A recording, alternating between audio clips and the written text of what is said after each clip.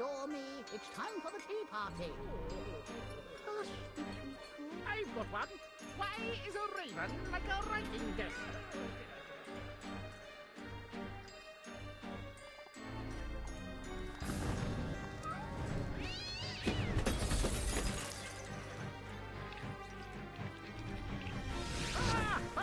Oh dear, oh dear! We must save Alice. Wake up, Alice! Wake up!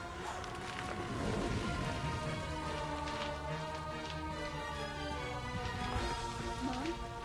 Dad? Alice? Mom! Father? I can't sleep! Get out, Alice! Save yourself, Alice! Get out of the house!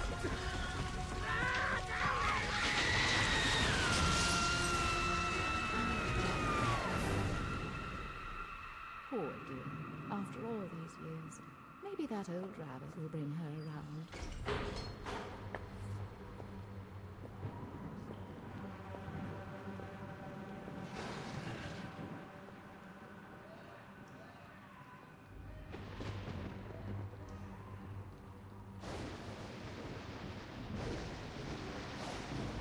Save us, Alice!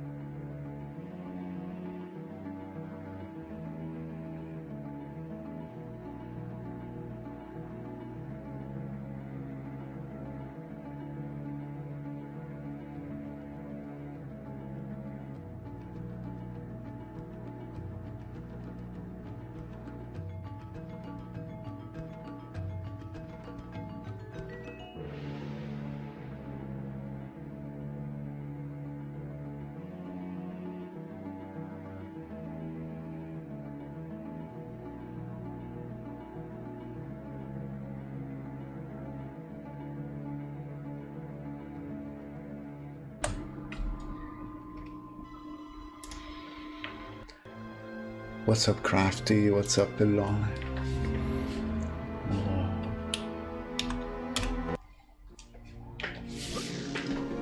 What's up, Crook?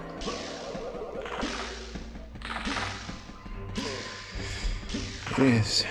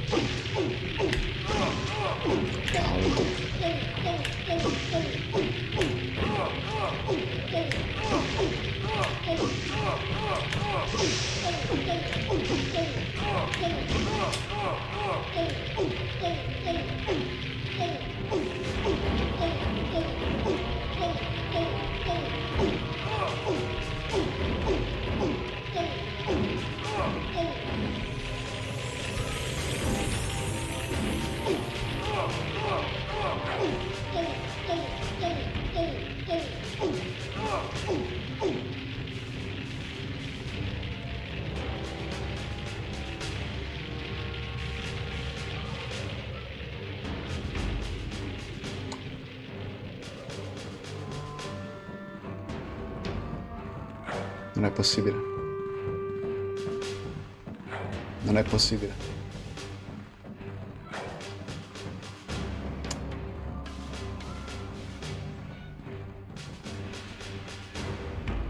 Non è possibile.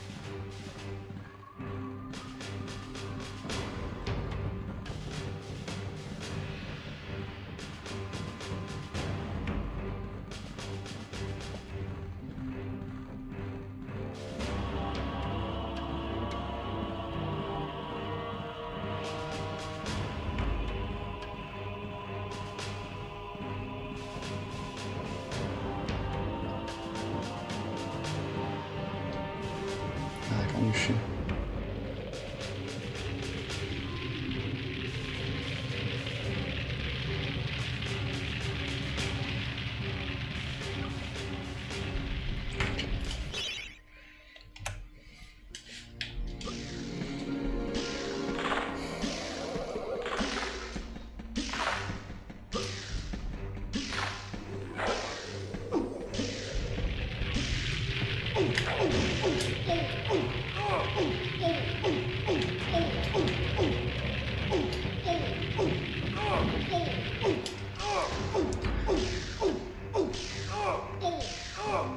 This looked so scuffed. It still worked. Crazy. I was kind of hopeful right there because if you noticed, I wasn't landing back on the ground. Like I was not looping. I was stuck underground. And if I could actually navigate the entire level, that would be interesting. It wouldn't be fast, but it would be a loop without the pressure of doing it, having to do it in a time. No, it didn't work. We were stuck, and then I guess you get back on the ground once you leave the area, because it's you are on a higher level. You did 6 instead of 5. Ciao Locke, tocca farlo tipo. You ever play Medieval with randomizer? No.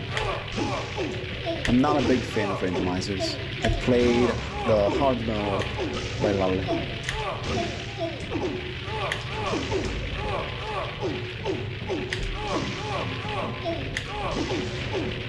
Hey, Znafkin. Thank you for the good luck. This is the match between me and the wall of fire. There's no other match.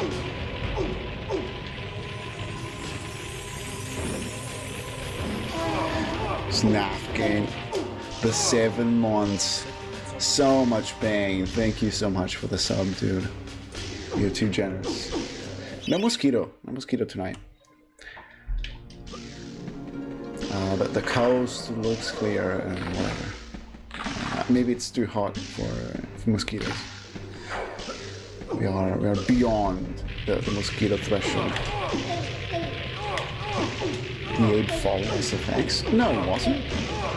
I doubt. I don't know what you heard though. If you're talking about the sub notification, no, that's actually me hitting a perfect loop in Haunted Ruins back when it was not granted. It's not granted today. There was no setup. So I felt genuinely incredible to nail Yard City. Thank you for the good luck. They're not around today, they're not around right now, but they sure are out there. Chances are, like, no, I know it for a fact. Like, outside, it's colder than inside. So maybe they prefer to stay inside, outside. So maybe this is a bit too much. My personal best. It's for this category. You just search the leaderboards, speedrun.com. Any percent beat the game. I don't know the exact name, on the boards. What's up, Bondo? Thank you for the call. There you go.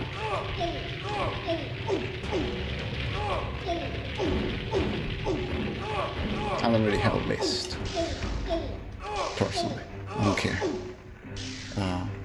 It's my speedrun.com profile is the archive very much for whatever times I have in games.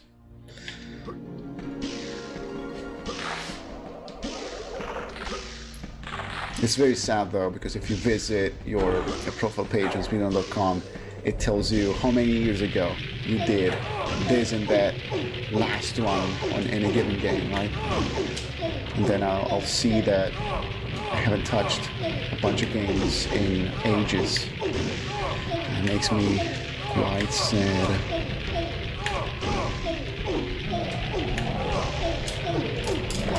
Screw. Before I move on, I wanna try the wall clip, the walk again, because maybe there is something to be discovered there. If only. It would be amazing indeed. I would get surprised even by just a finished run. It's been a bunch of days, and I'm tired. And the heat is very distracting, if I might say.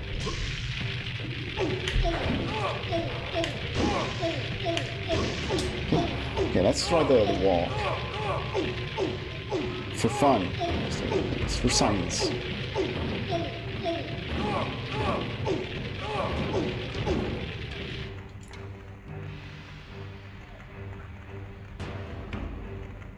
But like yeah, we're going downwards there, so then just stays at the same height and eventually touches the ground or intersects the ground. But maybe like, and we cannot go out of bounds. That is the problem, because if we could go out of bounds, it would be solved. But it really looks like I can't.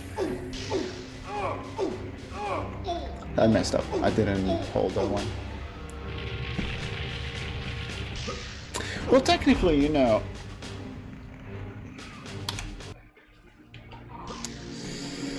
did you discover new shortcuts? No. No, I'm not really big on discovering stuff.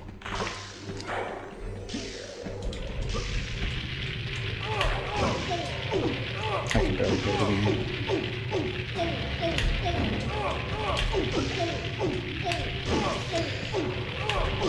The difference really between like the walk and a proper loop is that we're moving. In both cases, we're actually moving within bounds, because the wall, you get stuck in walls here.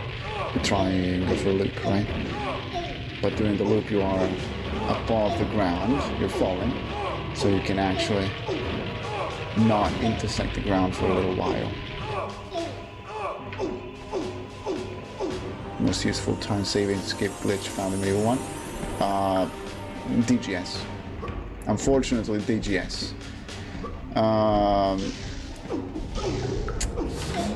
But I have a soft spot for Jacko Ghost, which doesn't save as much time in the run, but it saves you hours, days of practice, because it removes the loops and pulls of the ancient dead and completely trivializes the stage. And that for me is like so much important. What's up, Pink? Welcome back to you. Thank you for the good one. So like DGS saves a lot more time, but because it skips half of the game. But Jacko Ghost removes some of the nastiest trash from the early days of speedrunning the game. Jacko Ghost made pools livable, really. I was there back when they were not. I was not looking.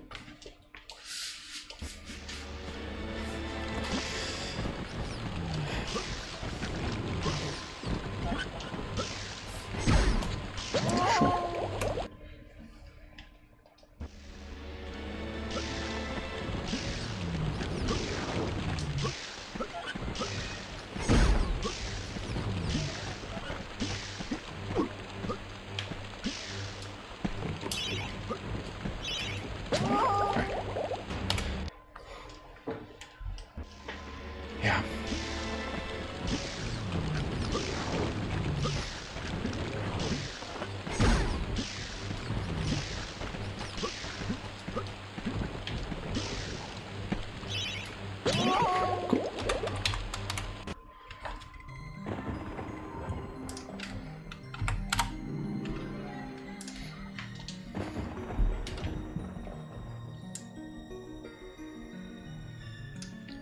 Should all be visible? I think it is. Scroll.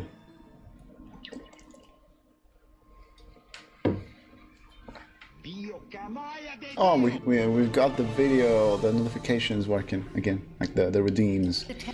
Rather, they back live.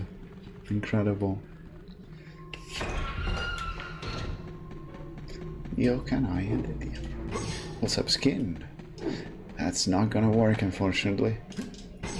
That one specific redeem is disconnected at the moment. What a shame.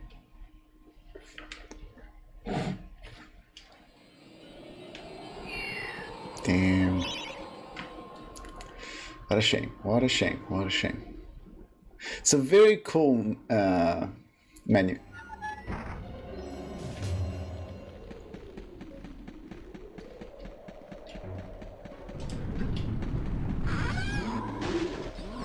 Not even Resurrection managed to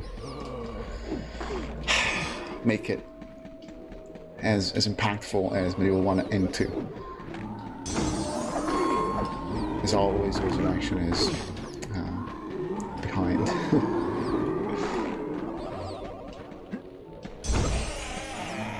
Hey, Avalon, thank you. He looks deranged. It's a drawing I did many years ago. Like it was 2019. I kid you not. One of my earliest attempts at digital coloring as well. But I think I still have the original sketch. It's a pen sketch on a very messy piece of paper. And then I just digitized it. Is that Glacy 555 streak? Incredible. I can have that. I just need to throw some money at someone.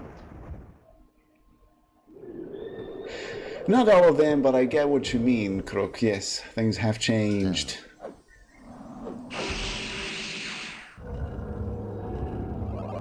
It's terrible, Skinny. He doesn't look good. He doesn't look good. And it's got a lot more polygons. Right? Just a friendly reminder that more polygons and higher res textures don't equal to better quality or better result. She's got dimensions, dude. I want it. Damn. I've not been buying a lot of Tomb Raider material this time around. I'm focusing on other things and trying to save money. That's always the big struggle.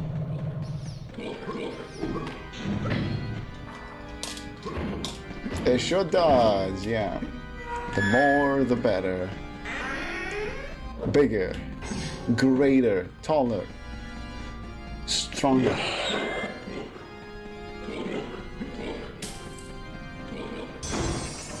Oh my god, is that Zuzifer?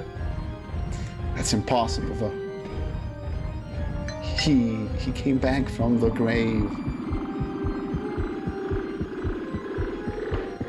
No way.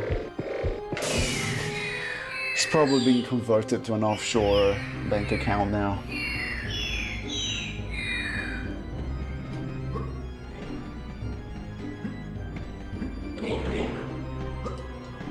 See?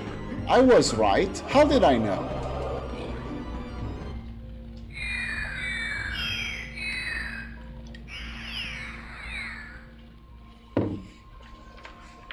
Songs are massive.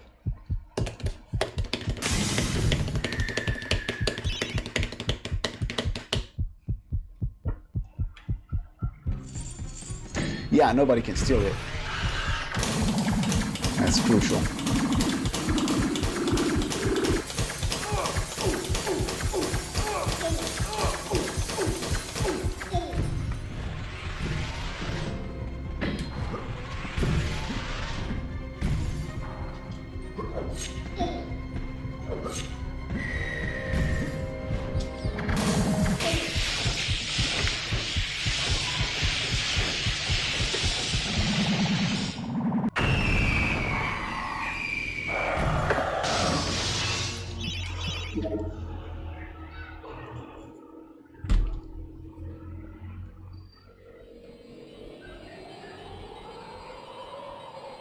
Thank you very much. Have a cool, happy lurk.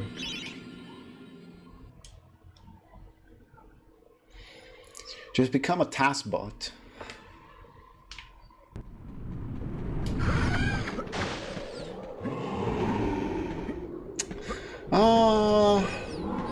Well, there is travel distance, yes. I would say I'm kind of hesitant to get any closer for the super daggers because I'm afraid that they might collide with the body of the demon instead of the heart. It doesn't always happen. It really depends on the angle and such. There is an optimal distance. I keep a distance that works for me to perform the final jump, to do key skip. So I just keep the distance I need to then move towards him, jump, and at the same time throw the final dagger that travels a bit more slowly because it's a regular throw.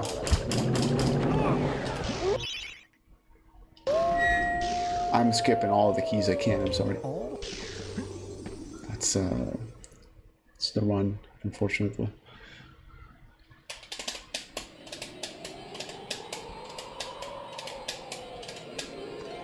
Oh, that's cool, Crook. I enjoyed recently Resident Evil Villages menu that has the progressive, like the progressive time of day, depending on where you are in the story. That's pretty neat.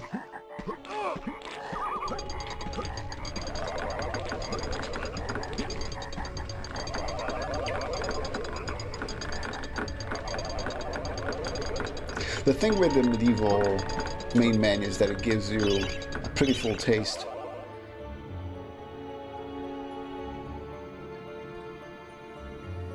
It gives you a full taste of what a level is going to look like, because it gives you like a quick tour of a small little environment, right? Well, not innovative, it's nothing groundbreaking, but it's cool.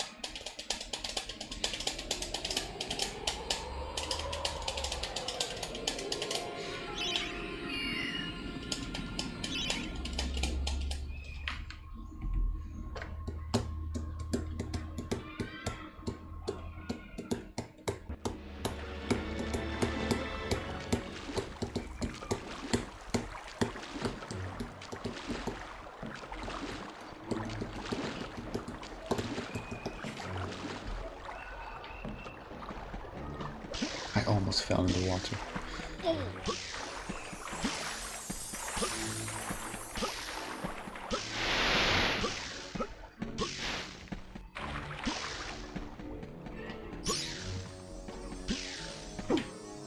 Cool.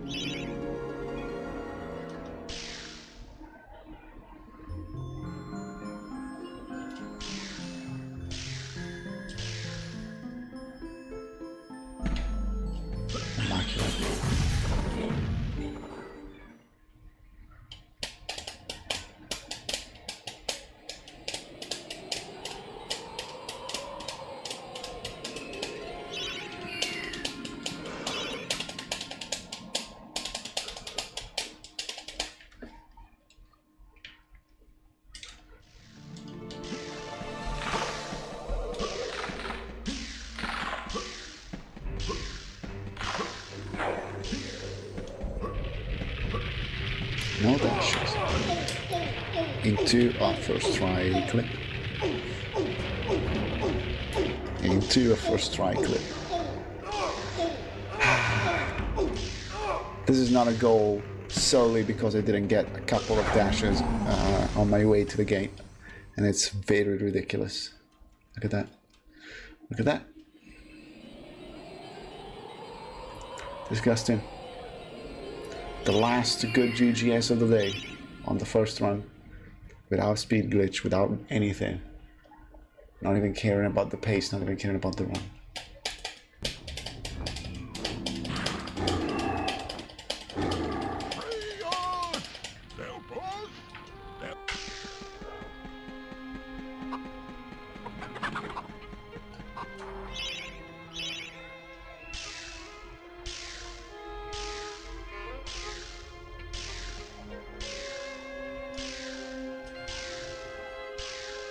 Didn't like that. Yeah, GG.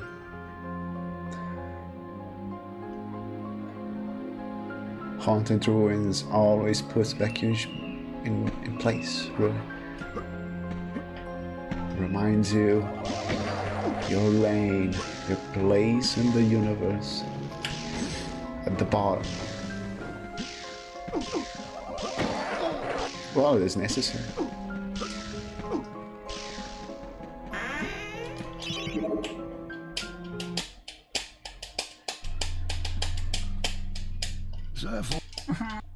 Bad.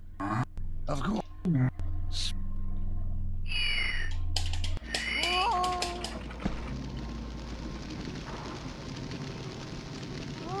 Wow.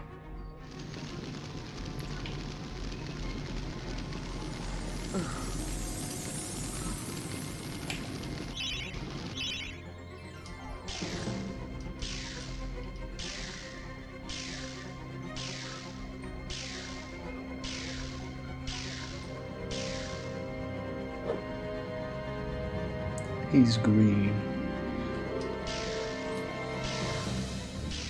Yeah, that's him.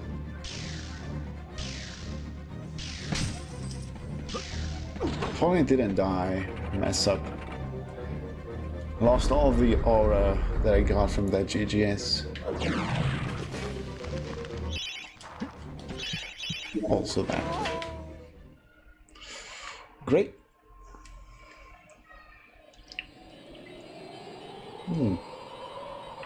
I don't have a playlist. I listen to metal, mostly.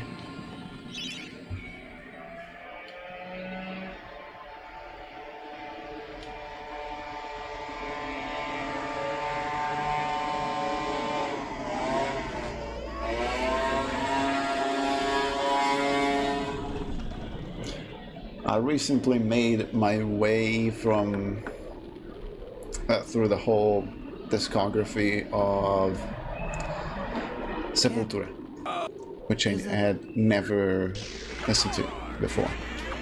So every now and then, if I can, I will try and listen to new stuff like that.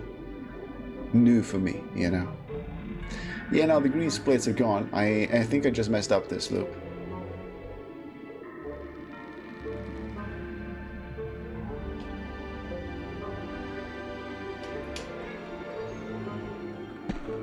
Incredible. Incredible.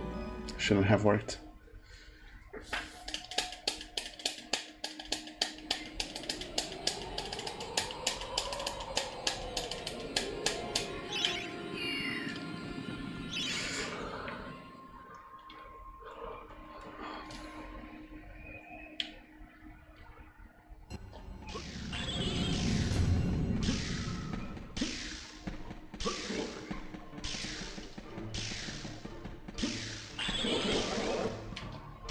Dude, you're silly.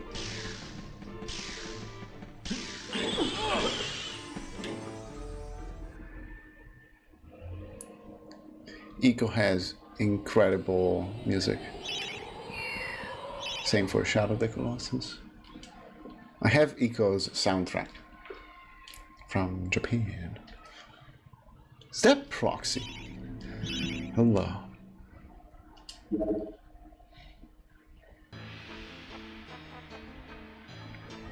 Oh, I see.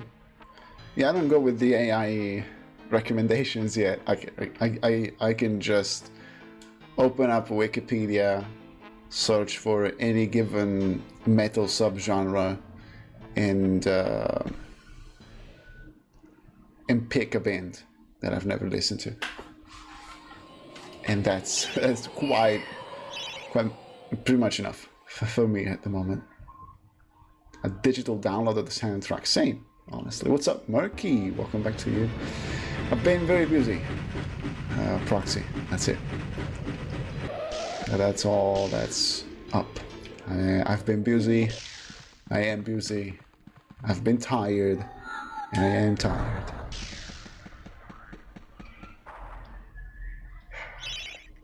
Okay. No, I try not to.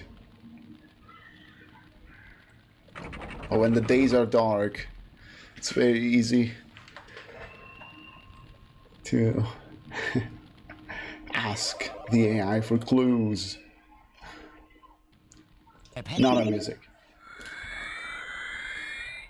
But I don't have time to listen to random music really every day. A lot, very often. I just don't listen to music on a regular day, which sucks.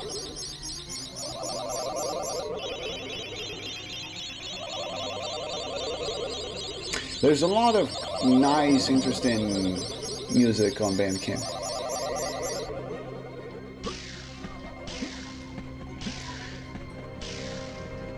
Yeah.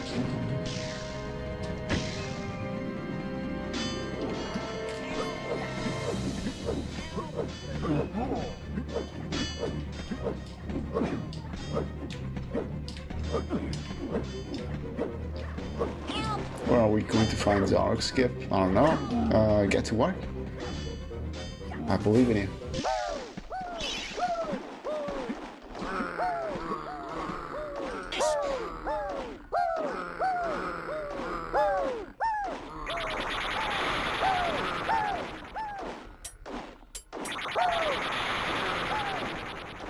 Oh. And then select push.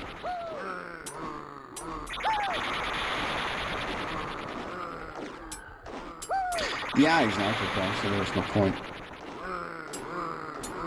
Oh. It was better in the old days than it is today. Well, I don't know. I'm not knowledgeable enough,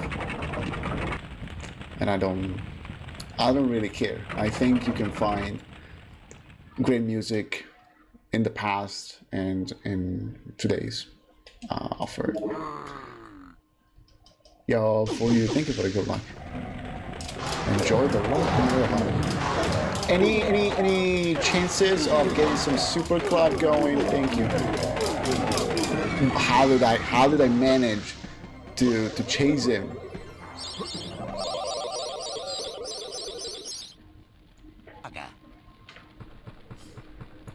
I wasn't supposed to. Like, Konok is usually faster. I don't get it.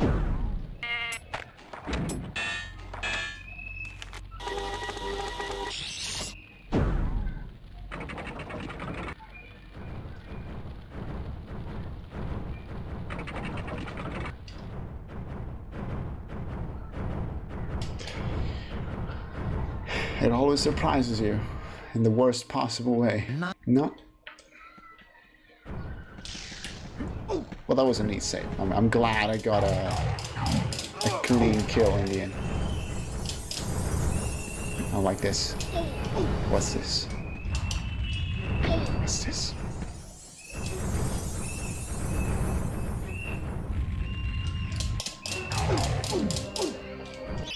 I wasn't paying attention. Well, there goes. Is it skin? Well, that sucks. Yeah, the kids are pretty loud tonight. Okay. think that's enough for the practice. This game is evil. It's medieval even.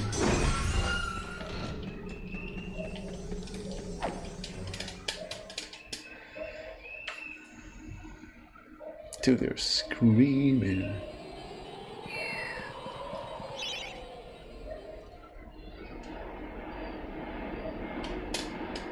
Thank you. My sense of humor is incredible.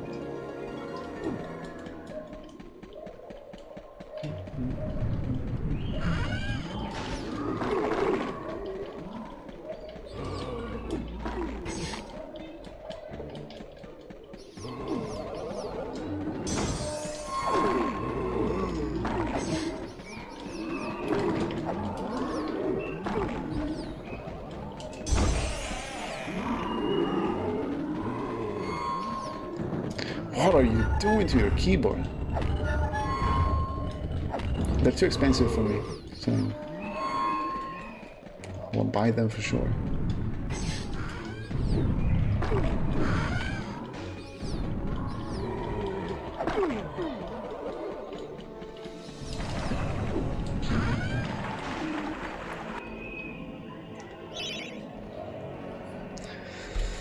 It's the logic board. That's very boring.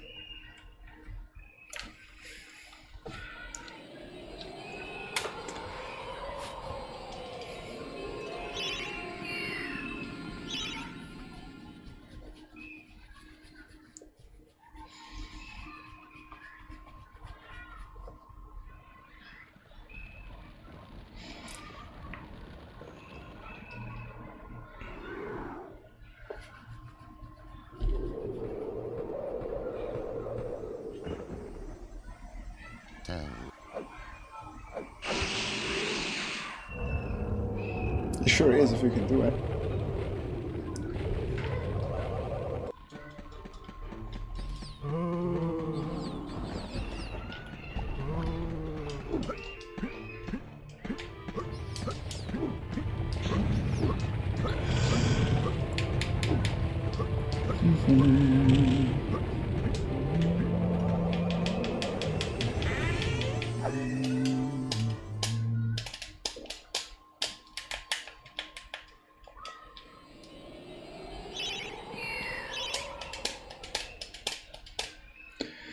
I have yet to play Dark, actually. I remember following the development many years ago.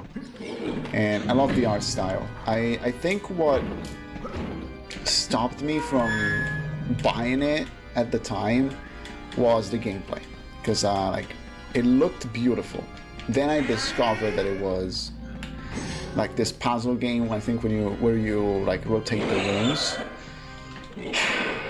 And that didn't click with me. Maybe if I played it, if I gave it a try, it would still be fun. And I really should. Thank you for reminding me. I completely forgot about it.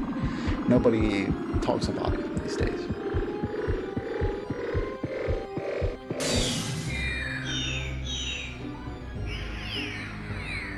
It is an idea that leaves space for interesting situations. I'm just not big on puzzle games. I'm bad. I'm stupid. My brain says, no. You can't play this.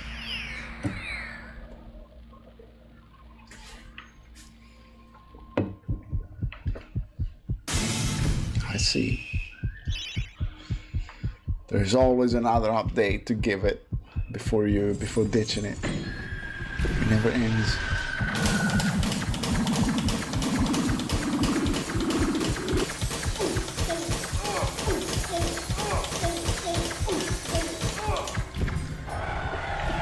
No, but it's got puzzles. A game with puzzles for sure. I'm glad that Puzzle in Medieval 2 is manageable.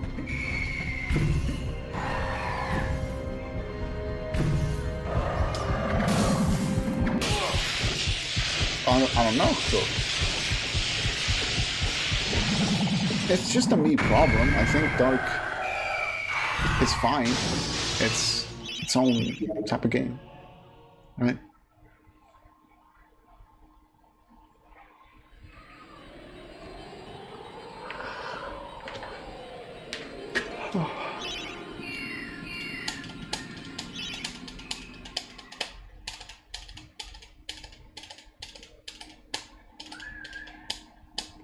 Sorry to hear that, Proxy. Get better soon.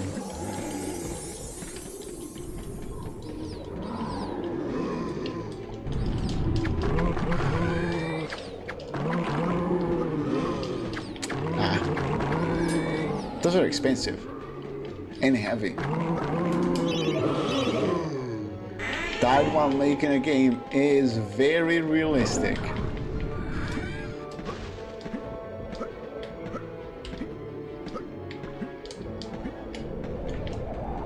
Don't make games, kids. Hello? Hello?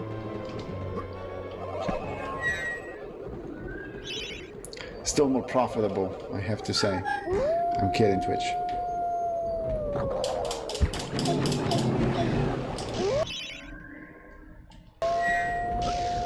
It's not fair because selling meth is illegal. It's not a fair comparison, to be honest with you. But it is a comparison. I actually pressed up with a slight hint of right and now with a slight hint of left, and the game just ignored my up input and said, oh, that's a right and that's a left. Fuck you.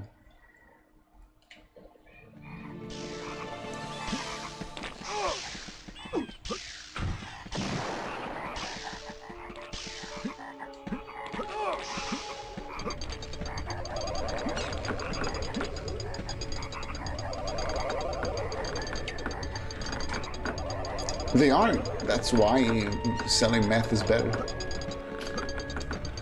But bad.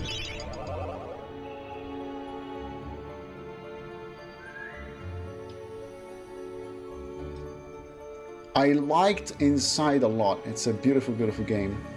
I liked everything in Inside.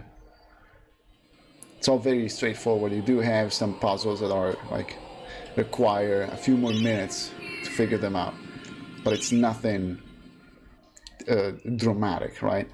It's not like they're not puzzles designed to stop you for a week or for even just an hour.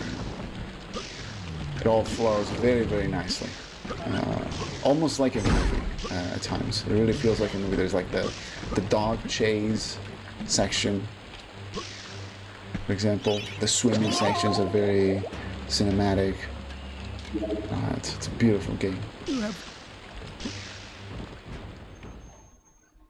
Baldur's Gate 3. Yeah, like my problem with that is that it's a fantasy RPG.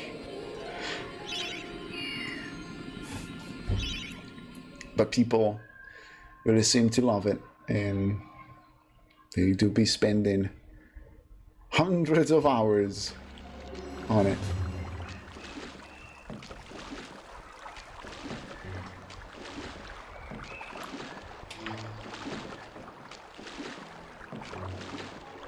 I hope the game you're making is not a Baldur's Gate 3 spiritual successor,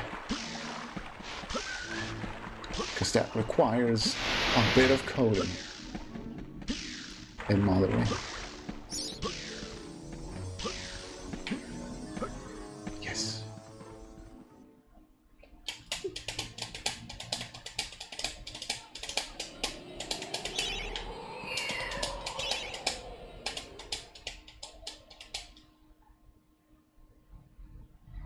I think starting with something that can work on a mobile platform is a good limitation.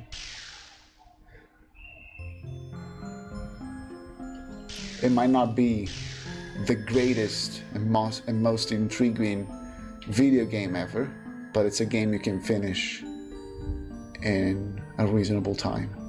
That's what really matters.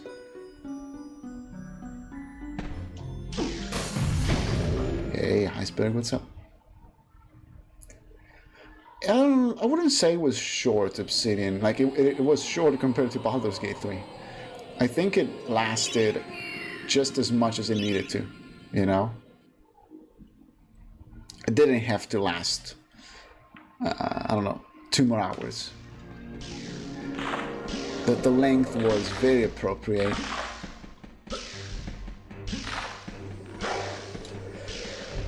I don't know, Crafty. Maybe I'll die. Some people die making a game. Some people die grinding a category in speedrun. The heat is pretty bad here as well. I'm sweating. I have to sleep with my fan on tonight probably, which sucks. Think of my bill at the end of the month. Rather, it was working in practice. I just got a perfect first fly in and out before losing the run. And now it's impossible. Now it is impossible. Wow, now it's incredible. It's incredible. It's incredible. It's incredible. That's why this video game sucks major ass to speedrun. This is an absolute cancel. Thank you.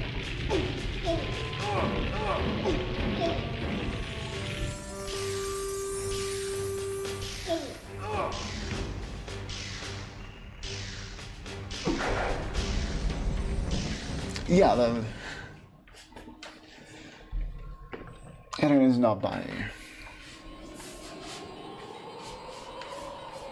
Like the point, the goal is not to make a game that doesn't suck, because that's a very tall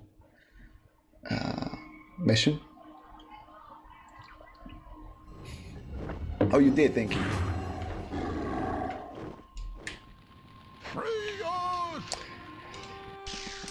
Yeah, that's it, Obsidian. Not all games have to last 20 hours.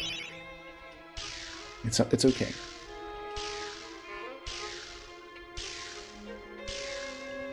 What's up, Alto?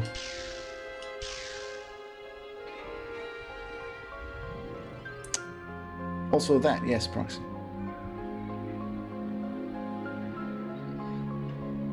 And people would, like, add additional side goals to it, like make a playable part, like make the gameplay loop, test,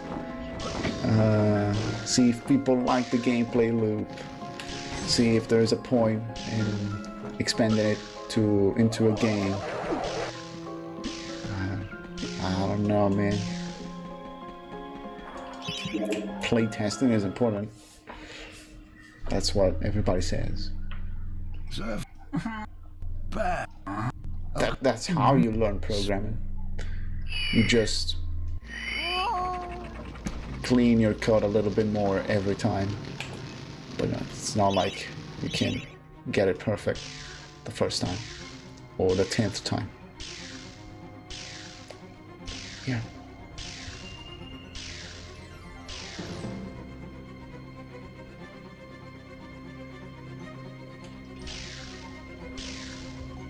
I would have a heart attack reading my old code from my first finished game. That's why I don't look up the source code for that game. I could. And I could like have a look, try and fix something. I'm not gonna do it. It's unfixable.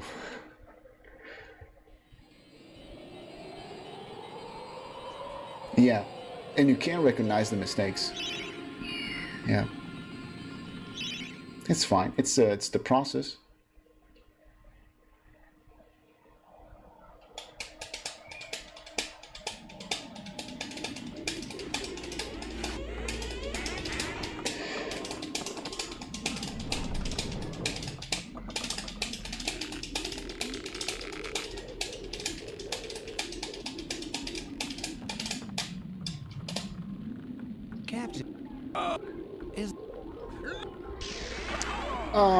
These days I don't comment it that much.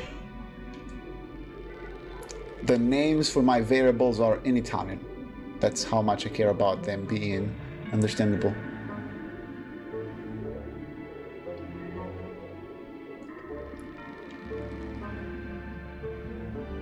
I haven't played Little Nightmares. I think I have the first one. I own the first one on Steam.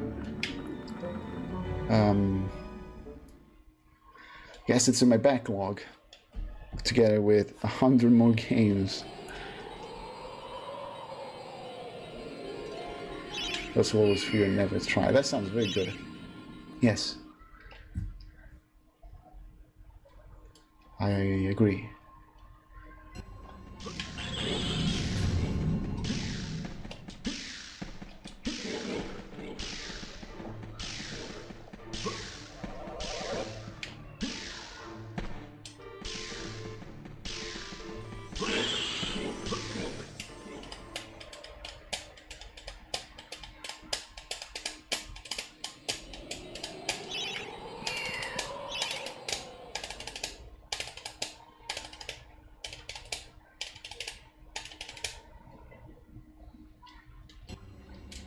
Yeah, I don't know what people had to complain about Little Nightmares 3. I think there were complaints. Not sure. Maybe it was handled by a different developer? It was not the same people, I'm not sure.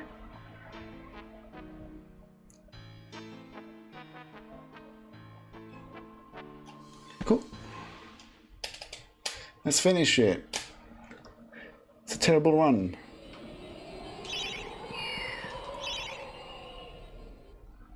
It still makes a lot of sense, Proxy, yes. Yes.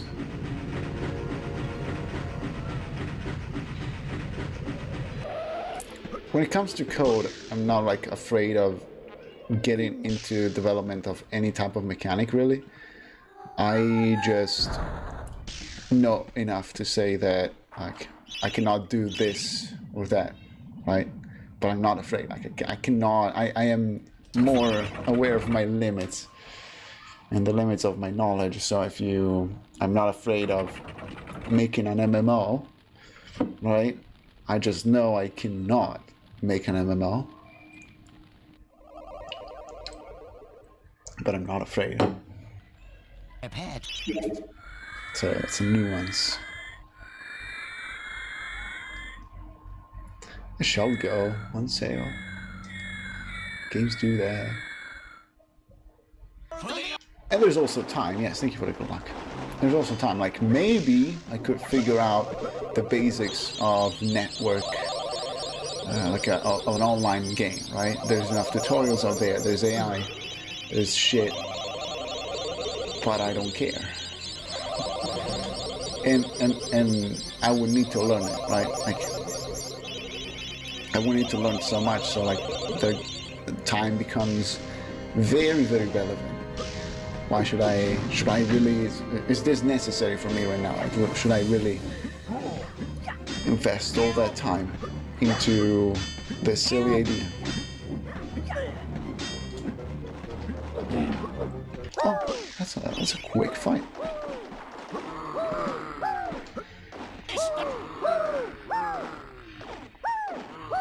Also that, but maybe you can add a twist. It depends. What's up, Foxy? The thing is, I don't think, like, if your goal is to make an open world MMORPG, right? You have a very vague goal in mind. Because that's literally, that's not a game. That's a whole genre. Can you be more specific? You need a twist. You need... YouTube always does that, yes. YouTube is stupid. I get to pick the preset for my YouTube live. I pick the right one, and it chooses the wrong one.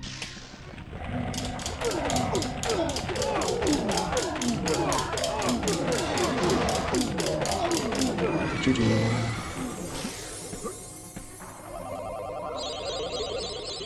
Yeah.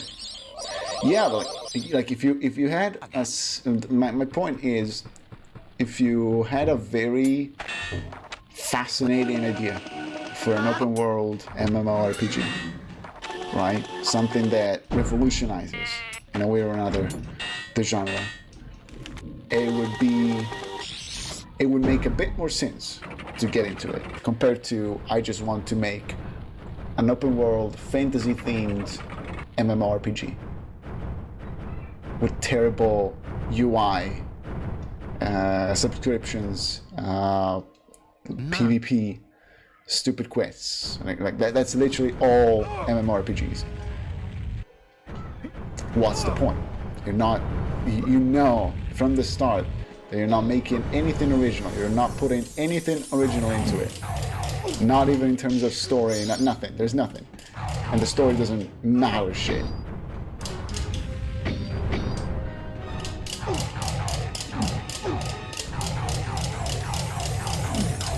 GG. These things are a bit silly with that healing. Finish run, whatever.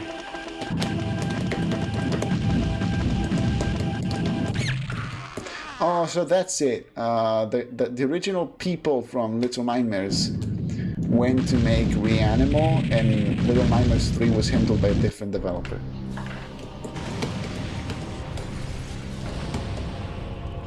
Kind of sucks that they lost the ownership, I guess.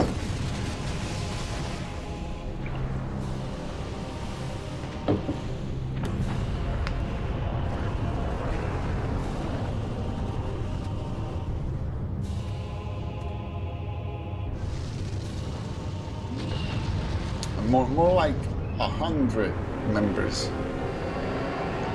No, I'm not talking about AI generated. Like imagine you wanted to make an MMORPG. And the thing was like you had to justify the time that it would take you to get the infrastructure right, to build up the online infrastructure, the engine, whatever. You need to justify this investment, and if your pitch is just I want to make an MMORPG, that's a very weak pitch, even for yourself. Even if you're not pitching actually to like an investor, you are the investor because you are the one who's going to invest time. You have to convince yourself and be very strict when playing the investor with yourself, and like, should I invest my own time into this? Let's be strict.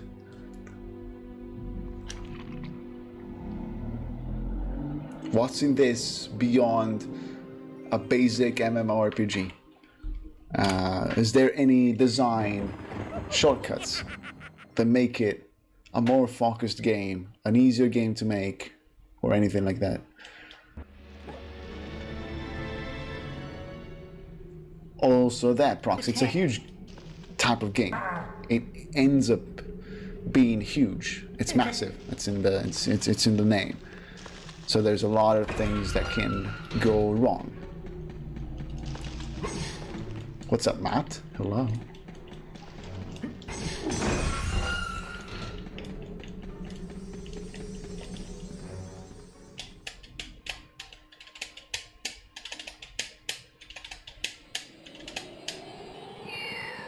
Also that, you need a fan base. You need a fan base for games in general, I guess, but for an offline game, you need people to buy it. For an MMORPG, you need people to play it constantly or consistently or regularly. And it's a bit different. It's a different commitment that you are asking for.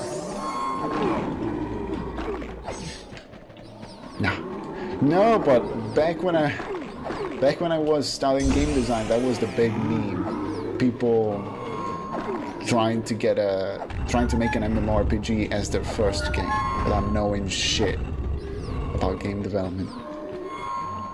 Maybe it's always been a meme and it was never serious, but I can see very delusional people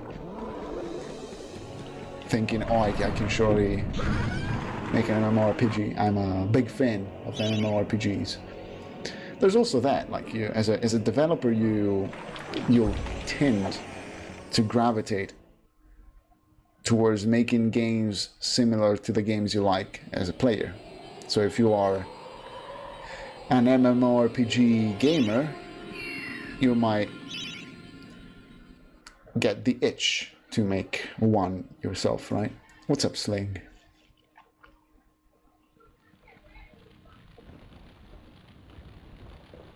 Well, nowadays you can try and get, like, both Unity and Unreal provide basic online infrastructure, right? They might not be the best, they might not be the most secure, but you can start from there if you really want. You don't have to make your own engine and whatnot. But it's still an incredible task.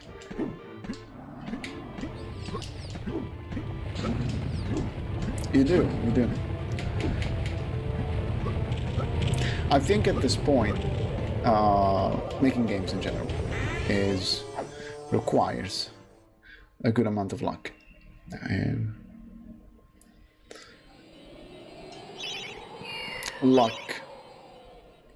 But luck really translates to maximizing the reasons why people should pay attention to your game.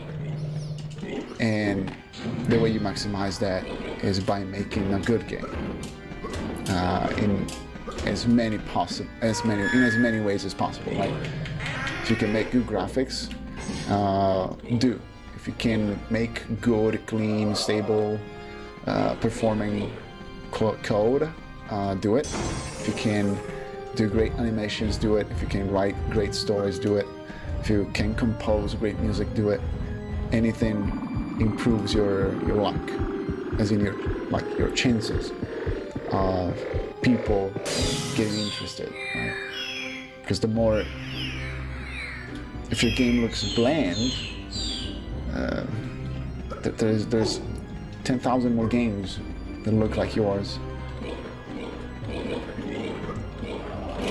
and with an MMO, there's so much stuff you need to get better than your competitors to stand out.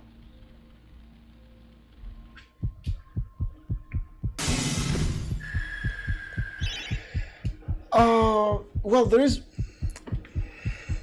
pros to niche games as well. It depends on the niche, but if you can make it to the niche and the niche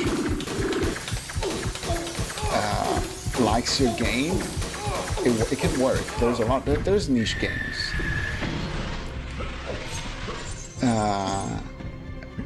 Maybe for a massive multiplayer online role-playing game, niche doesn't work. Coco MMO game, no. You can make it.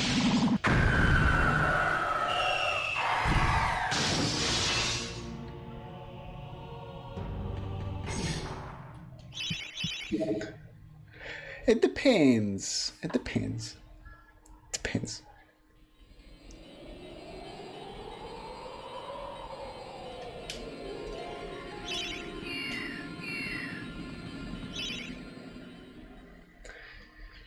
Go for it, Matt.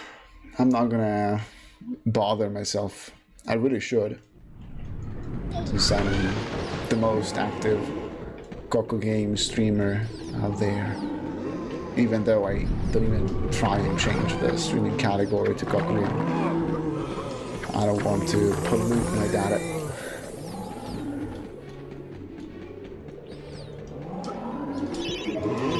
But I should.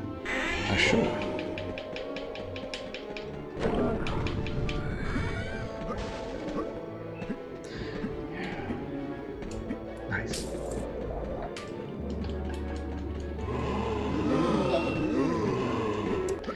No, I agree, yes, Proxy. Yes. But if you are part of a niche, you know what that niche wants. And maybe you can tailor a game around it and still be successful.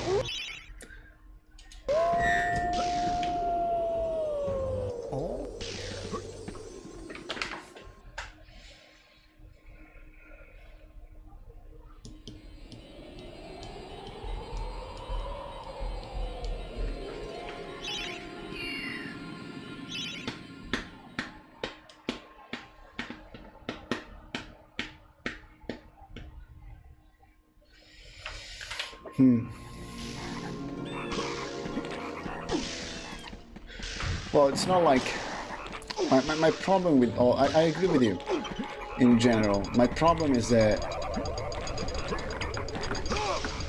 I don't feel like targeting a very broad audience works either, because the market is just too massive.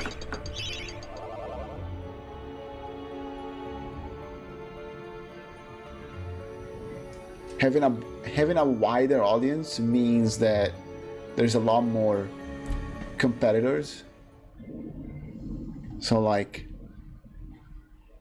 you're literally competing with 10 times, 100 times more people, more developers with more money than you.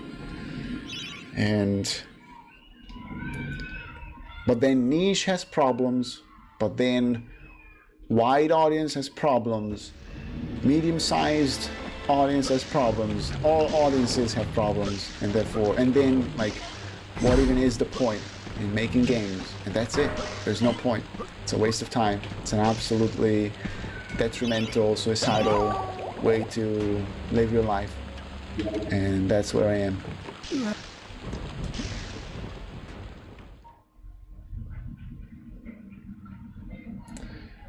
Like, I feel like there's no escape. It sucks no matter what. It sucks no matter what.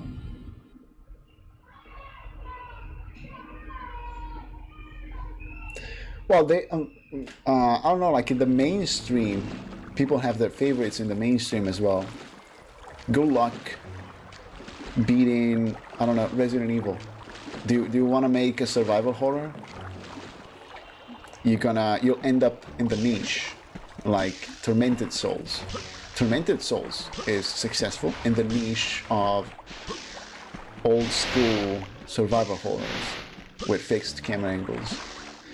But it's not really competing with Resident Evil or Silent Hill even. So, like, can you beat that favorite? Ciao Lucent, grazie. Lucy, ma io vedo Lucent, quindi leggo Lucent. Sono matto.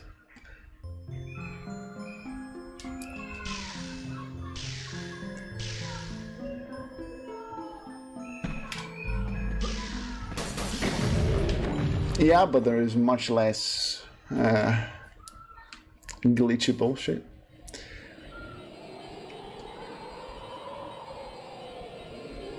Prima o poi.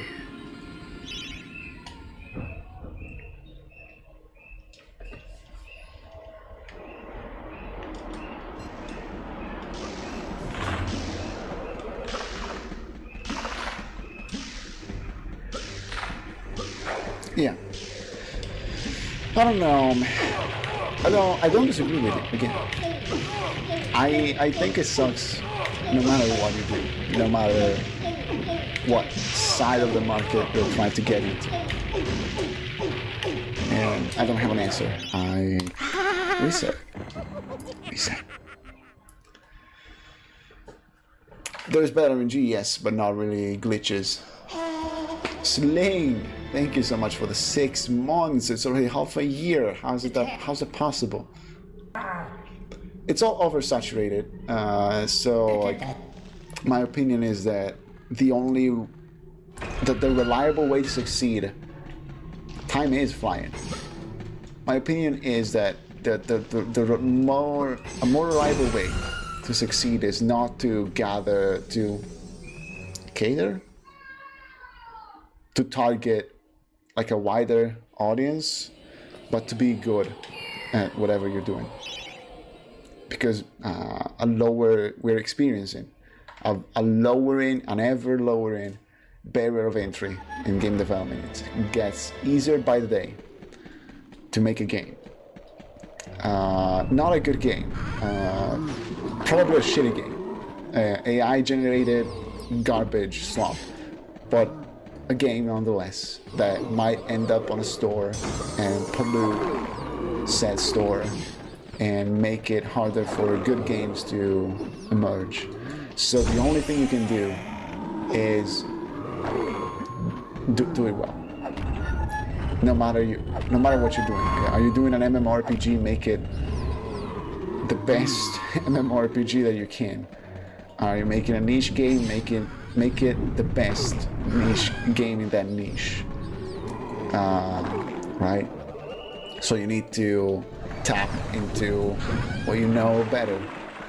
And if what you know better is a niche, I guess give it a try.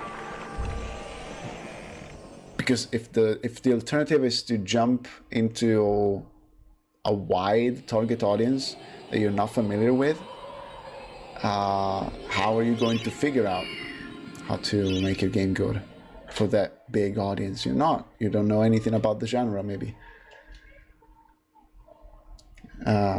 I just don't care. My mindset is I don't give a damn about the competition. I'm aware that no matter where I am, the market I'm trying to get into is filled to the brim with people who have more money and more resources than me.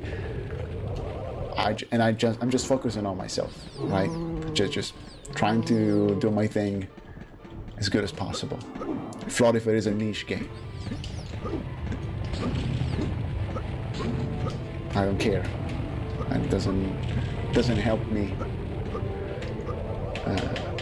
overthinking it, right?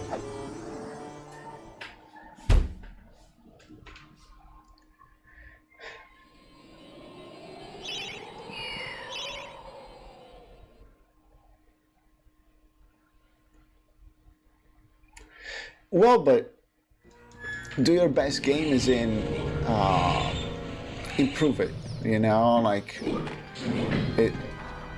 take any chance to improve what you're doing and get yourself an advantage over the competition, right?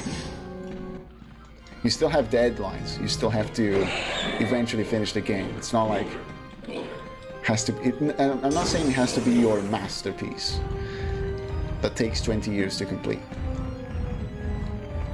But it's not a time where you can intentionally rush your 3D character, right? Because people will notice, and there will be someone who's making a game very similar to yours with a better 3D character. That's what I mean. You don't have to make the greatest 3D character ever, but you have to put the effort. What if you use AI to compete with the competition and make it better? AI doesn't make it better. If AI makes it better than what you can do, you need to improve.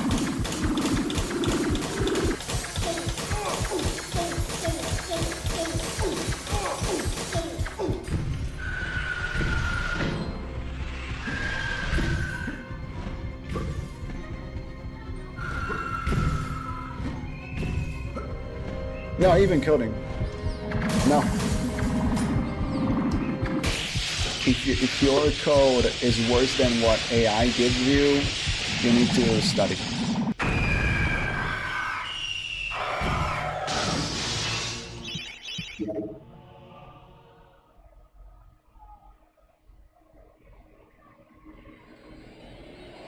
Yeah, it is art. Like, code would be good if your game revolved around like a very specific mechanic that you coded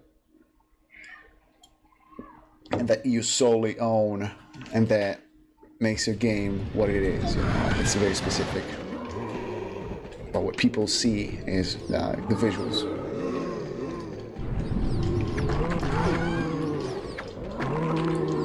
You can totally, like, I don't know, take visual novels. You can totally make a game. You can totally make a visual novel game with AI-generated art. I'm pretty sure if you open up Steam now, you'll find thousands of those. And they all look the fucking same.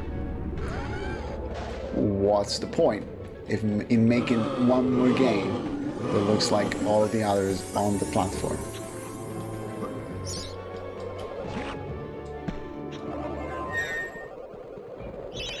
If you're in the business, you would likely run a commercial engine. You can download, and most of the code is already complete. My version of Unity doesn't come with complete code, but I get what you mean. I learned to code by watching tutorials, I guess, and searching for my issues and finding threads on Stack Overflow and whatnot. But it was a lot of trial and error. I come from game design, right? I studied game design, not coding, so I'm technically self-taught. And at some point, it became very clear that as a designer, it would have been very, very relevant for me to be able to code something. Because a game designer is supposed to make prototypes of their ideas, and prototypes can benefit from code.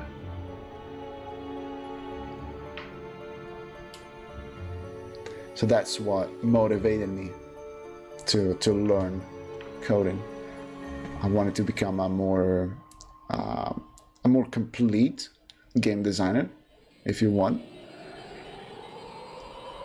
And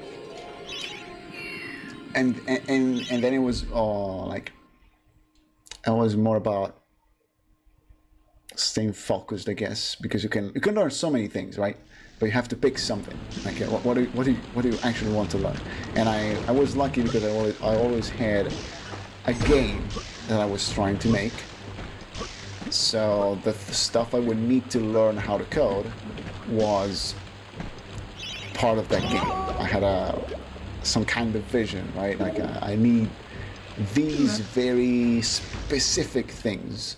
Some things I know how to make, how to code. Some things I need to research. Very, very focused. I never really felt lost. Like I need a tutorial that is 50 videos that I need to follow from start to finish because I don't know what to code. I always had something that I should have coded.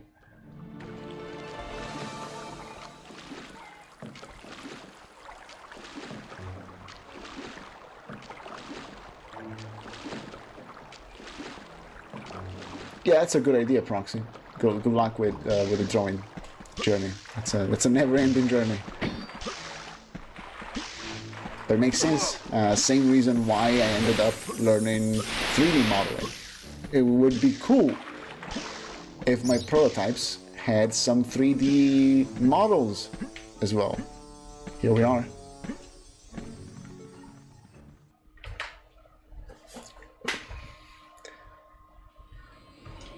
Do you read the art of game design? Yes. Not entirely, but it was part of my game design course, I suppose.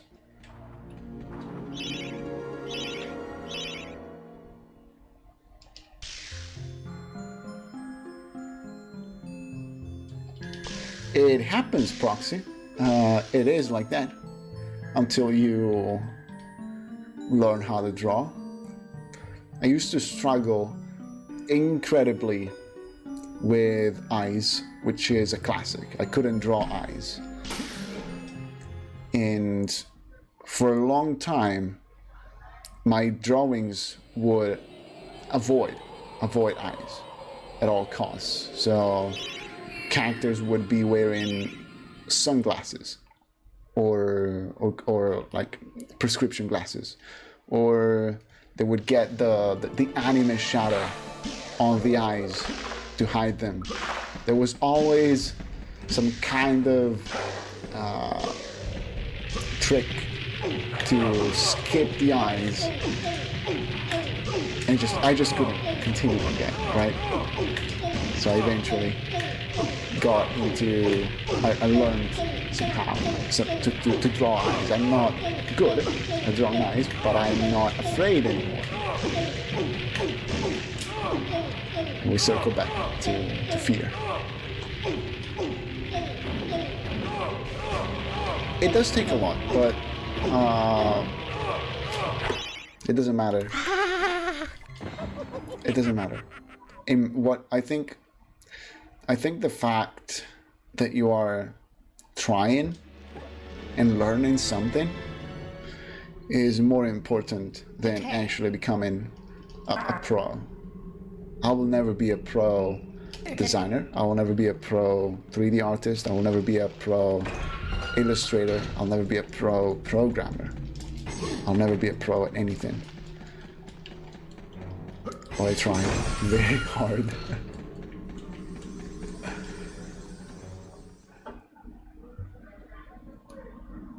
And it's better than not trying.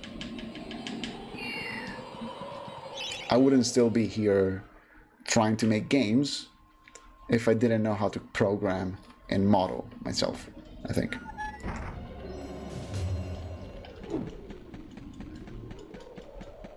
The more you can learn, the better, because it all gives you confidence and context.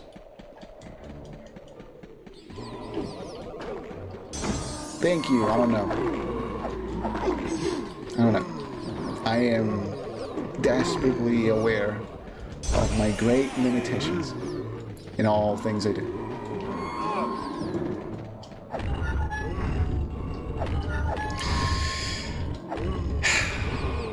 Yeah, no, I get that, Proxy. I get that feeling every time I need to resort to AI for some silly hints on things, on basic tasks. And I'm reminded, oh, I know jack shit about this topic in programming. I'm completely ignorant. I know nothing. What am I doing? It's a constant cycle of thoughts.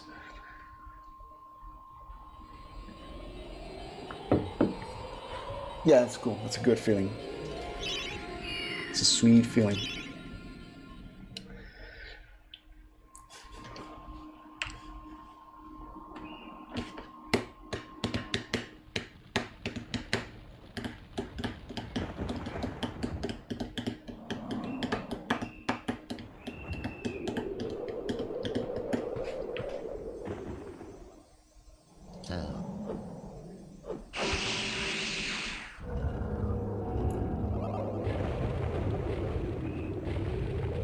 I did study design patterns. Maybe you're talking about programming. I know something. I know some patterns. Not as well as you would want, but they're cool.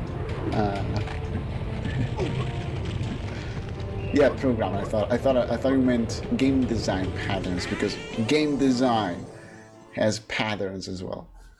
It's all patterns. Patterns are cool.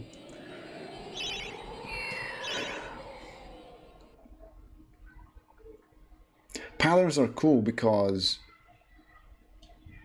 others are using them, and once you know them, you can spot them in like in established applications and programs or frameworks you're working with. And if you know what you're reading and like the structure of the pattern, you know where things are, because you know the pattern. It's like a shared.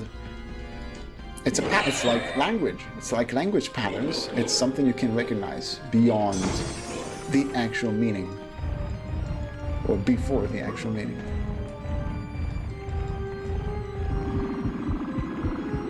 Well, there's a bunch. I don't remember them. Because I've not been checking my game design school notes in a few years now. I've been making games. To a degree, I have interiorized, I want to say, a bunch of those patterns and a bunch of those notions. Hopefully you end up interiorizing things that are important.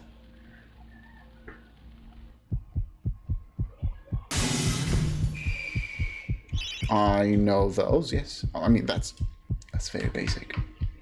Don't ask me to explain them in English, because I don't know if my English is good enough.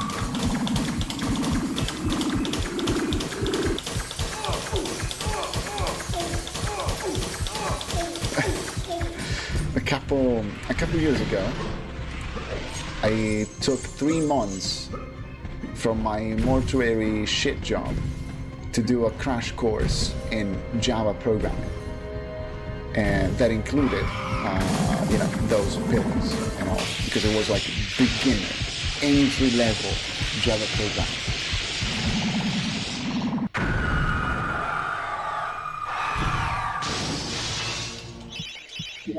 Yeah, it's hard to be technical in English.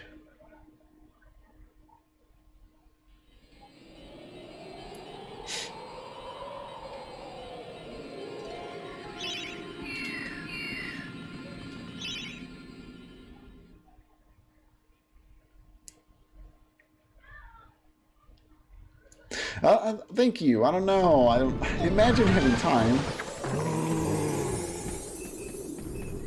I don't know. There's stuff. I have entire playlists saved in my YouTube for things, even for Java.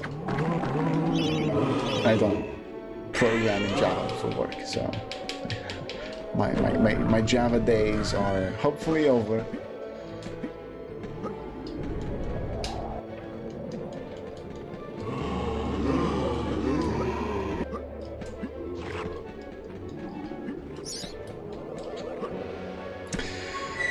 No, I suffer from not having time.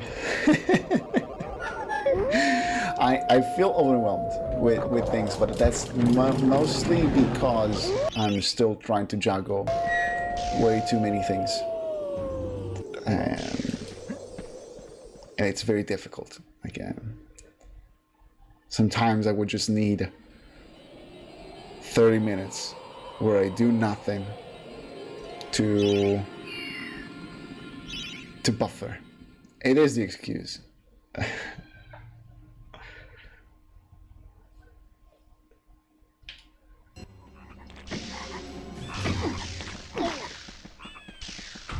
That's an interesting definition. Crook, do you remember who was talking at that GDC talk? I watch some of those videos every now and then. I don't know. I seriously don't have time. I seriously don't have time. Because I am occupying all my time with things.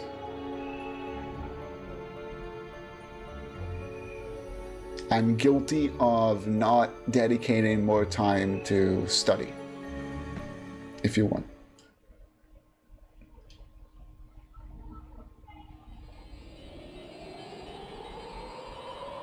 Yeah, it is like that, Proxy. It is like that. I've been trying to draw myself for the past 2 days because I need to draw some stuff. Like, it's not practice, it's not silly sketches and doodles. I need to draw some stuff, and the sooner I do it, the better. Erin Hoffman, I don't know him. Okay.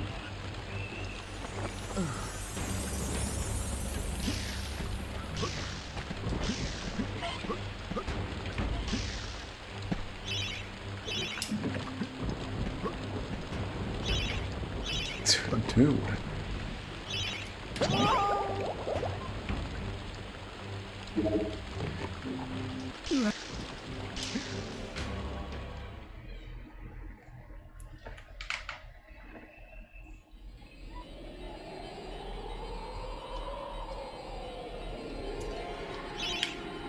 What are the main points from the beginning? You mean about drawing? I have no idea. I know nothing about the theory of drawing. I learned by poorly tracing video game cover arts and copying Dragon Ball illustrations. Okay.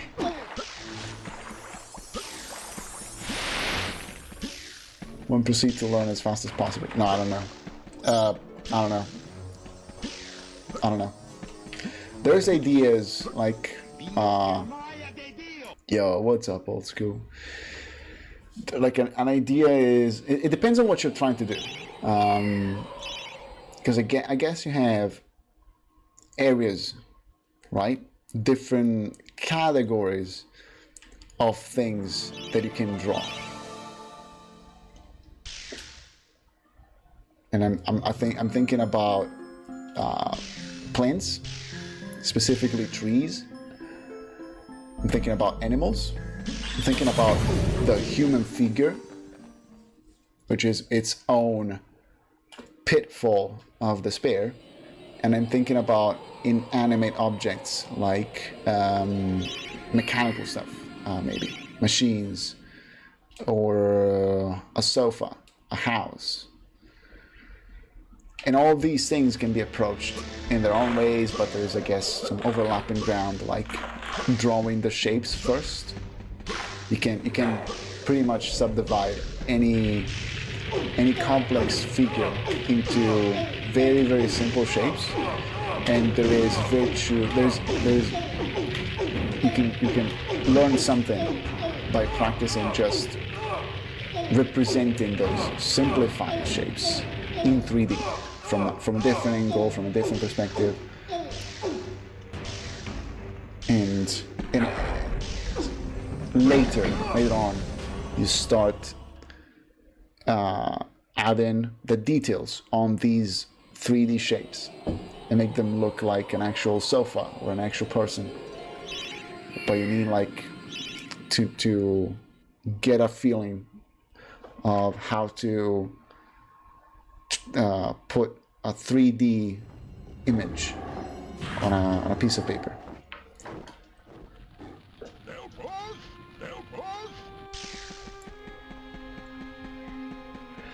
Maybe, I don't know, proxy. I think tracing is good for a beginner. Why not?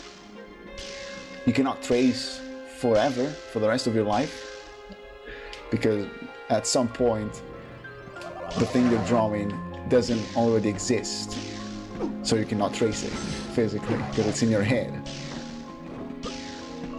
But it's a thing you can also trace.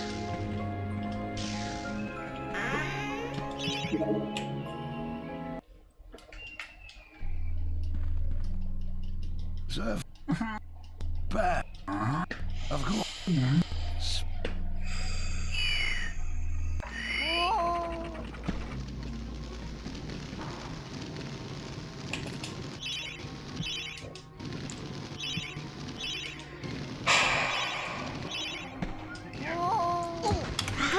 Okay. Well, how are you drawing them? Are you just drawing simple polygons? What's your goal? What are you trying to achieve?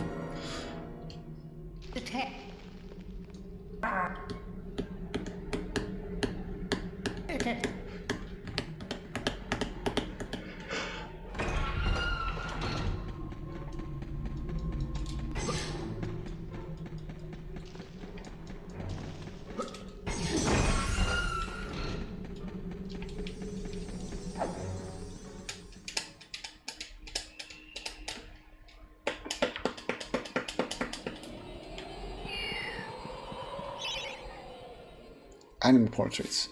Have you looked? The answer is, I expect the answer to be yes. Have you looked into specific tutorials for anime, manga, face construction?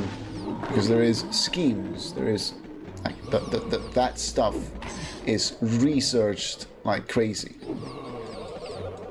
I'll overcome first steps. Okay. Why? Like you cannot. Like it doesn't look good when you try to do it. When you try and replicate like the face scheme with the lines, or like the shape of the head. I feel like that is repetition. You just need to build your confidence by doing it over and over and over and over and over and over and over. It is supposed to look like a joke, I think. Like if you asked me to make an anime face right now, it will look like trash as well, because I don't practice it, right? And It's just practice. For example, when I was in high school, you have a little diary, right? Maybe not these days, but we used to have a diary to take notes of homework, right? And I would fill every page with doodles, because when the teacher assigns you some homework, it takes a bit of time. It takes a few minutes, so you have the time to take note of the homework and do a little doodle. And I would sketch the heck out of it all the time, and I would very often end up sketching like a face, you know, like you end up, it's a classic, sketching faces, drawing faces, but not a whole head. I wouldn't care about the whole head. I would care about like the nose, the brows, and the eyes, maybe the mouth, and it would tend to be like the same face over and over, variants of it, like mostly a male face, because female faces are more difficult. A male face staring at you, being mad, you know, being angry. That was like my go-to sketch, and I would repeat that over and over and over. I'm very confident. If you asked me, draw me an angry male face, I can do that. Clubstone. Because I built practice for that thing specifically. Well, it doesn't have to be the present, no. It is practice. It is like, unlike a game development, the entry barrier for drawing is still high as fuck. Because you have to draw. There's no AI holding your hand. There's no engine making a rough sketch for you. The barrier of entry is high, and it sucks. It fucking sucks. Drawing is freaking difficult. You look better. I mean, they tell me that too. I don't trust them. They're all lying.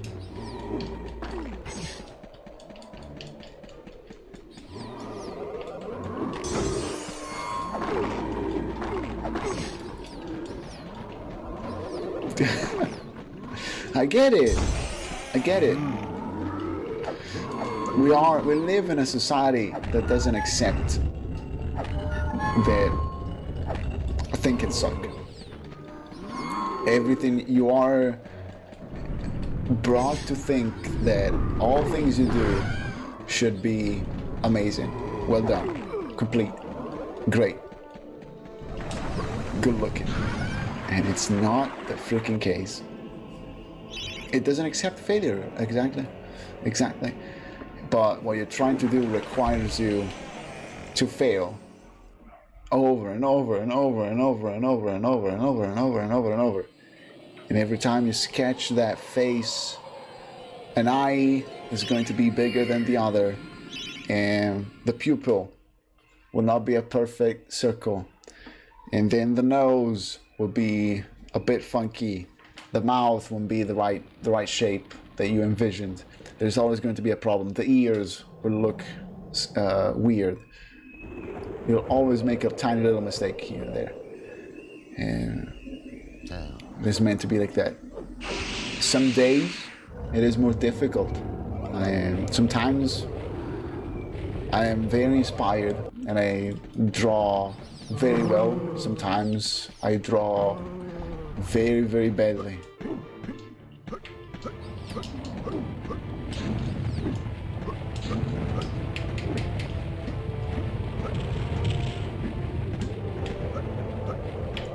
Nice.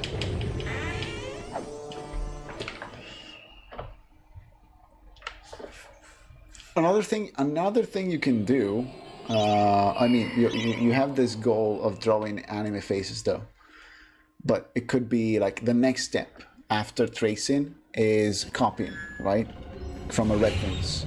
So like you take a screenshot, instead of tracing it, you just copy it, or like a picture of a person, or like in real life, you just like, I don't know, you have an hour to spend an hour on a train, and you just draw someone who's on a train with you.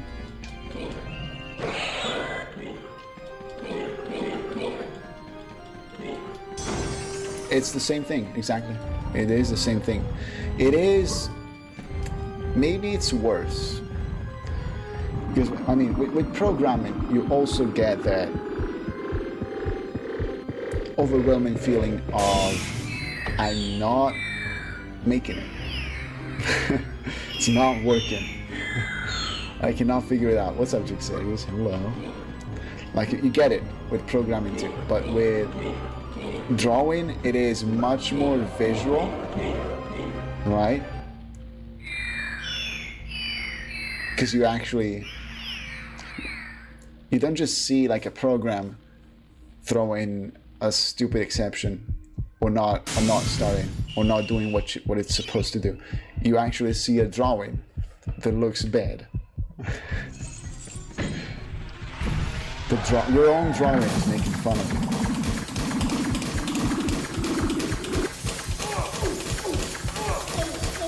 Yeah, I'm out of motivation. I am hopeless in many ways.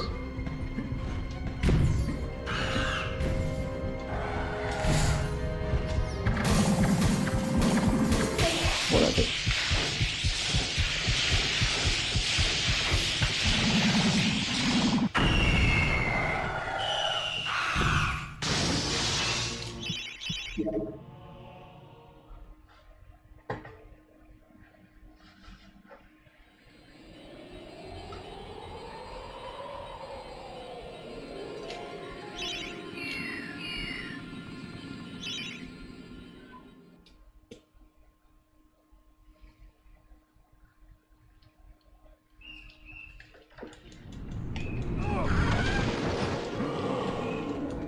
It is like that.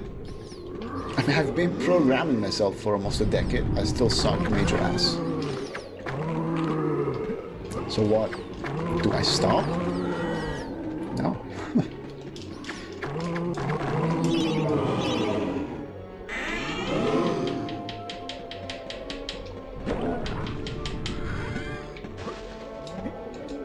Incredible clip.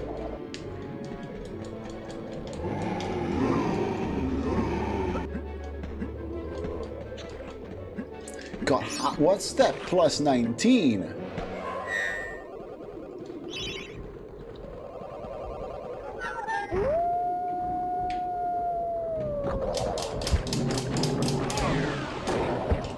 Yep. Well, also there is no magical feedback on drawing. An exception gives you a hint on what you've done wrong when you make a bad drawing. There's just that.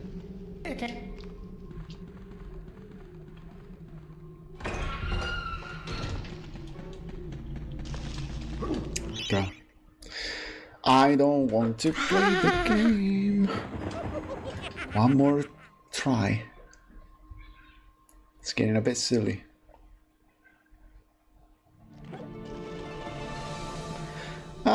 You can. You can.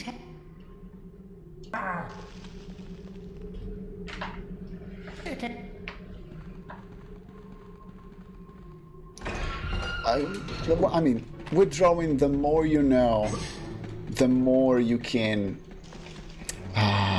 explain to yourself what's wrong with the drawing. If you are unexperienced, it just looks wrong. But once you get more into it, maybe you're able to tell that the head is too big, or it's squashed. The perspective is not right. You know, you start giving start describing the problem. Same with programming, really. I don't know, like a basic beginner mistake is to, I don't know, change the value of a variable wherever you want, wherever they want, right? Directly. Changing it directly leads to very messed up code. You can make mistakes and whatnot. As a beginner, you don't necessarily notice this as a problem. You're just like, oh, I need to go through the 20 instances in my code where I change this specific variable and update it. Okay, right? But when you get a bit more experience, you just go, where is your fucking setter? You should just have a setter method and centralize it.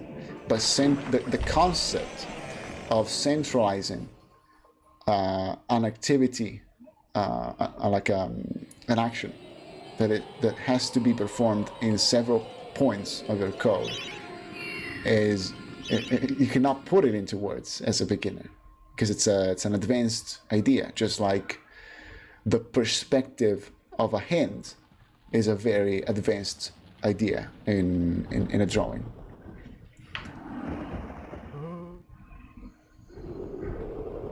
And now freeing it afterwards, man.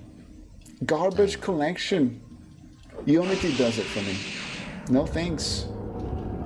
Yeah, C#. Goodbye. I don't care about that. You take care of your garbage. I have someone who takes care of my garbage. And I can still fuck it up. Man, I remember at some point I was a beginner.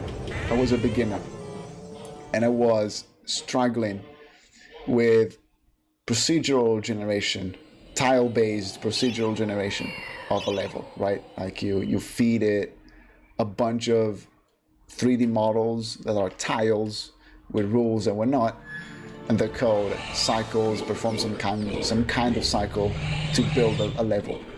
And I don't know what I did, because I was incredibly inexperienced, but it would enter an infinite loop and just crash, which is collapse immediately. I was like, why? I did everything right. What's going on? And I'm sure I did nothing right.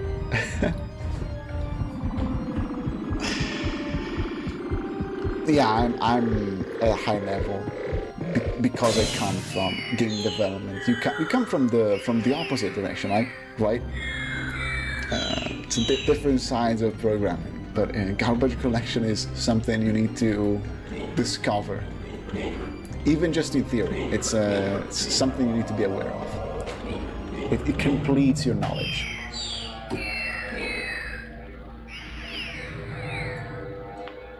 I would love to get back into some kind of procedural generation now. I like the idea. I don't have the time.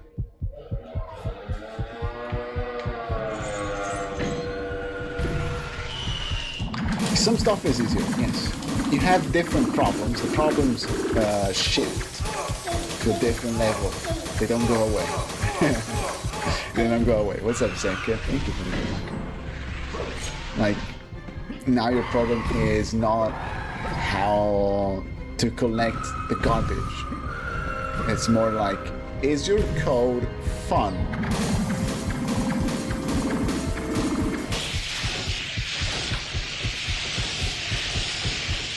You don't have hash maps in C#? I have no idea. Imagine needing hash maps. Now me. I did study hash maps in the Java course, and I remember nothing about the difference between hash maps and the other types of maps. They are collections. I will leave it at that. They're collections of data. They have uses.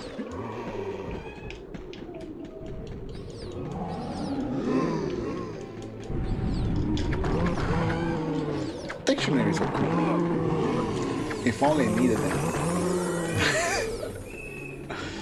Just make a list. Who cares?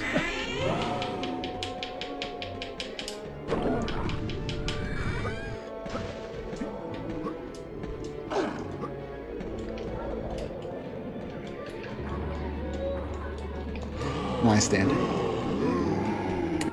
Think I'm gonna give up. I'm tired. It's very, very difficult to speedrun when it's hot as shit.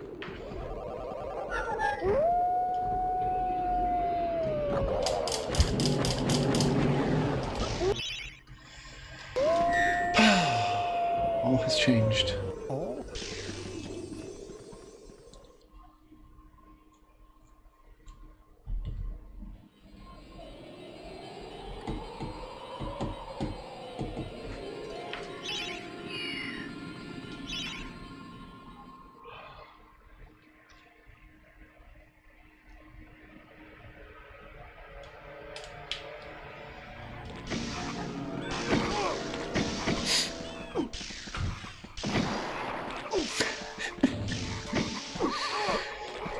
God, how about you add a string to another?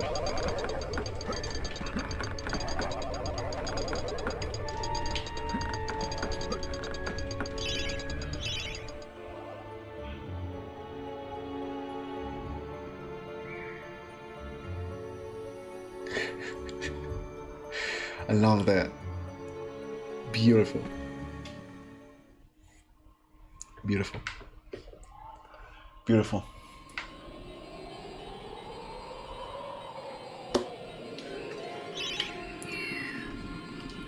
Another wonderful thing is player prefs. Unity has this player prefs thing that is used to save and retrieve data, right? And basic tutorials teach you that player prefs are a good way to save the game state, right? Like you can make a save file with player prefs, and that is a lie. That is bad. That is terrible. And once you discover JSON encryption, or like it's not encryption, but JSON conversion, a whole new world opens before your eyes, and player prefs become trash. JSON parsing, yes, thank you. Because you can just parse, parse a save file class through JSON, and that's it. And that's it. And that's it. You save it. You got it. You got it. You've got your own save file.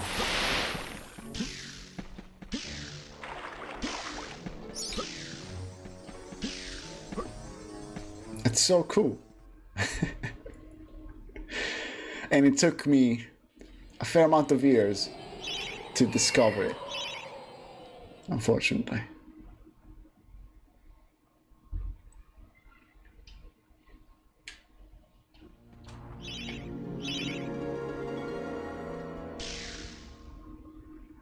Yeah. Well, I stopped questioning it. Like, at some point early in my journey, I was told, save with player prefs. And I never needed anything more than that. So I stopped questioning it. Player prefs was all I needed. Then I discovered that there were alternatives. And I was like, oh, actually, I can do so many interesting things with JSON. Like centralizing my saving information into one file, because player prefs are individual files in your register, which is disgusting. It's absolutely gross. But if you don't know better, that is it. And I didn't know better.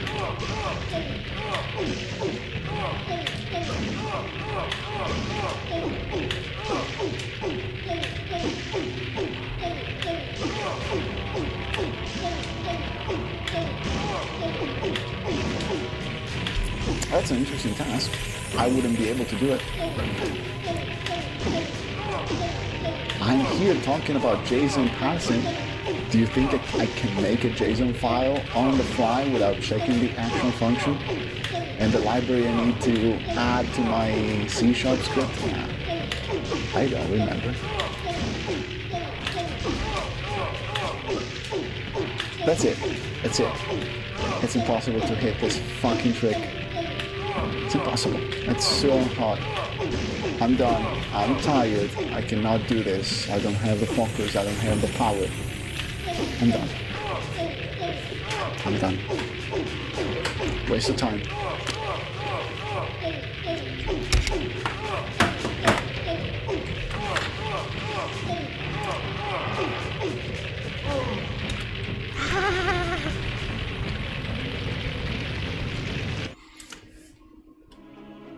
No, it was not a nice attempt, unfortunately. Not even that. But thank you. The chat was very fun. At least. Thank you for watching. Take care, everybody. It was a lot of pain. Sub 666, hello. Nice streak. Take care.